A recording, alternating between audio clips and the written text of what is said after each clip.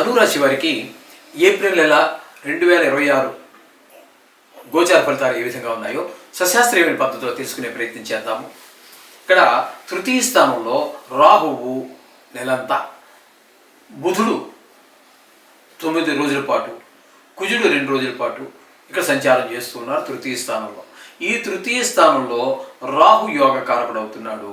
అలాగే కుజుడు 2 రోజుల పాటు ఆయన అనుకూలమైన ఫలితాలు ఇస్తున్నాడు. బుధుడు మాత్రం ప్రతికూల ఫలితాలు ఇస్తాడు. అంటే రాహు నెలంతా పూర్తిగాను, కుజుడు 2 రోజులు మాత్రం మీకు అనుకూలమైన ఫలితాలు. అంటే ఇంట్లో వాళ్ళు మీరు ఏ పని చేసినా, లేదా కొత్తగా ఏదైనా చేస్తున్నా, లేదా చేస్తున్నటువంటి పనులు అయినా వాళ్ళ యొక్క సహాయ సహకారాలు అందిస్తారు. అలాగే మీరు ఎక్కడ ఉద్యోగం చేస్తున్నారు, అక్కడికి వచ్చి మీ ఇంట్లో వాళ్ళు ఎవరు చేసేది ఏముండదు కదా, అక్కడ ఆఫీసులోనే మీ స్టాఫే, మీకంటే ఇష్ట స్థాయిలో ఉన్నవారు, మీతో సమాన స్థాయిలో ఉన్నవారు, మీ కింద స్థాయి వారు కూడా మీకు సహాయ సహకారాలు అందించేటువంటి అవకాశం ఈ రాహు వల్ల నెల రోజులు, కుజుడు వల్ల 2 రోజులు జరుగుతూ ఉంటుంది. తదుపరి ఇక్కడ ఈ కుజుడు చతుర్థ స్థానంలోకి వెళ్తున్నాడు. చతుర్థ స్థానంలో ఆయన అనుకూలమైన ఫలితములు ఇవ్వజాలడు. ఏ విధమైన ప్రతికూలమైన ఫలితాలు చెప్పుకుందాం. ఇప్పుడు బుధుడు నెలంతా కూడా చతుర్థ స్థానంలోనే ఉంటాడు. ఆయన అక్కడ నెలంతా కూడా చతుర్థ స్థానంలో మంచి శుభఫలితాలు ఇస్తాడు, అది కూడా చెప్పుకుందాం. అలాగే రవి 4వ స్థానంలో 14 రోజుల పాటు సంచారం చేస్తున్నారు, అంటే మీనంలో. అటు 4వ స్థానంలో రవి కూడా గోచార రీత్యా సుఫలితాలు ఇవ్వడు. ఇకపోతే శని నెలంతా కూడా ఉంటారు ఆయన అక్కడ. దీనిని అర్ధాష్టమ శని అని అంటారు. ఇది కూడా కొంచెం తీవ్రమైన స్వభావాలు చూపిస్తూ ఉంటుంది. ఇక్కడ మీకు బుధుడు నెలంతా ఉన్నాడు కదండి చతుర్థ స్థానంలో. ఈ చతుర్థ స్థానంలో ఉండడం వల్ల ఆయన విద్య విషయంలోనూ, భూమి విషయాల్లోనూ, గృహ విషయాల్లోనూ, వాహనాలు, స్వభావ విషయాల్లో మిగతా గ్రహాలు ప్రతికూలించినా ఈ గ్రహం మాత్రం మీకు అనుకూలమైన ఫలితాలు ఇచ్చే అవకాశం ఉంది.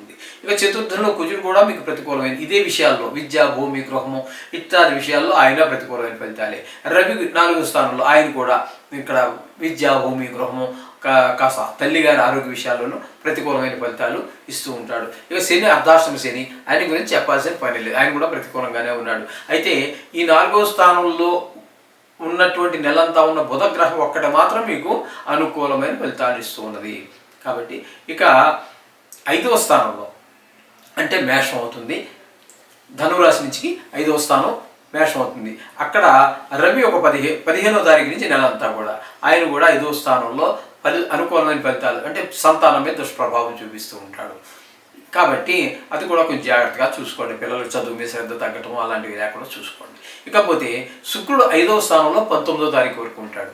ఇక్కడ మీకు రవి పిల్లల మీద దుష్ప్రభావం చూపిస్తూ ఉంటే శుక్రుడు 5వ స్థానం మీద 19వ తారీఖు వరకు ఉంటాడు. కాబట్టి ఈయన పిల్లల విషయంలో చాలా మంచిగా ఉంటాడు.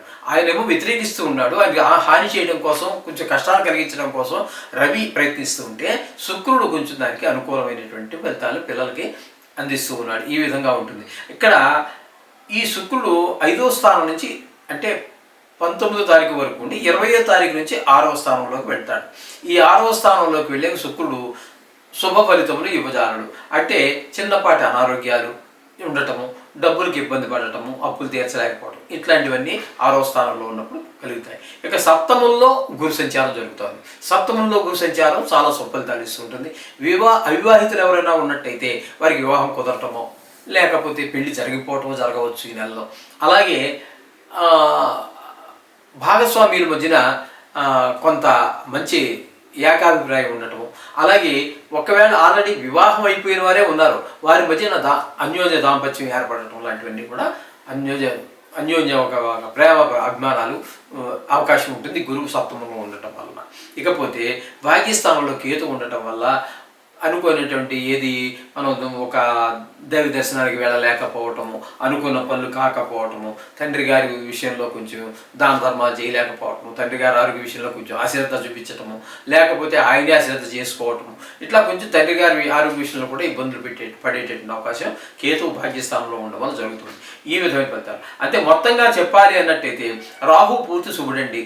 అలాగే బుధుడు మనం చెప్పుకోవాలంటే ఉపయోగం లేదు. ఇక 4వ స్థానంలో బుధుడు ఒక 21 రోజుల పాటు మనకి చాలా అనుకూలమైనటువంటి ఫలితాలన్నీ ఇస్తూ ఉన్నాడు 4వ స్థానంలో. అంటే బుధుడు సుమారుగా హాఫ్ డే, సగం పాక్షికంగా. ఇక శుక్రుడు కూడా పాక్షికంగానే ఉపయోగపడుతూ ఉన్నాడు. గురువు మంచి అనుకూలంగా ఉన్నారు. ఇంత మాత్రం అంటే పూర్తిగా మీకు నెలంతా అనుకూలమైనటువంటి గురువు ఒకడు, రాహు ఒకడు ఉన్నారండి. బుధుడు కొంచెం పాక్షికంగా. అంచేత మీరు కొంచెం జాగ్రత్తగా ఉండటమే, డబ్బుల విషయంలోనూ, మాట విషయంలోనూ, దుర్దుర్గ స్వభావం తగ్గించుకోవటం, ఇట్లాంటి విషయాల్లో కొంచెం జాగ్రత్త వహించడం అనేది చాలా సూచన. కొన్ని గ్రహాలు ఎక్కువగా ప్రతికూలంగా ఉన్నాయి కాబట్టి మామూలుగా మనం చెప్పుకుంటున్నట్టుగా నవగ్రహ శ్లోకాలు చదువుకోవటం, లేదా నవగ్రహాలకు సంబంధించి ఏదైనా మంచిదే. కానీ ఎందుకని శ్లోకాలు చెప్తున్నాను అన్నట్టయితే ఇవి అన్నిటికంటే చిన్నవి, చాలా తక్కువ సమయంలో దాన్ని పూర్తి చేయగలుగుతాము. అందుకని మేము ఎక్కువగా శ్లోకాల్ని, ఇవి డైరెక్ట్ అటాక్ కదండి, అంచేత దానికే ఎక్కువ ప్రిఫర్ చేస్తూ ఉంటాం. ఆ విధంగా చేసుకోండి. వీటి యొక్క దుష్ప్రభావం నుంచి మీరు ఈజీగా బయటపడగలుగుతారు. శుభం భూయాత్.